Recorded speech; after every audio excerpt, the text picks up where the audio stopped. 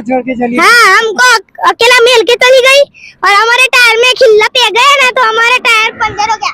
तो आज हमारे फॉलोअर मिल चुके हैं, तो आज मैं सोनम बाजवा मैम के लिए शायरी बोलने वाला हूँ। लोग कहते हैं आप चांद के टुकड़े हो, वाह वाह वाह वाह।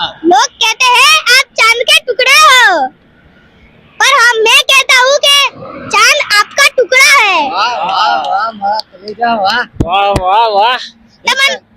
તમને ગુજરાતી આવડતી હોય ને તો લખી દેજો સોનમ બાજવા મેં મને આ એક શાયરી બોલવાના છે। આપ બોલો, એક શાયરી બોલો। राइटर भाई। हाँ, सबसे छुपा के रखता हूँ बटुए में उसकी तस्वीर, सबसे छुपा के रखता हूँ बटुए में उसकी तस्वीर।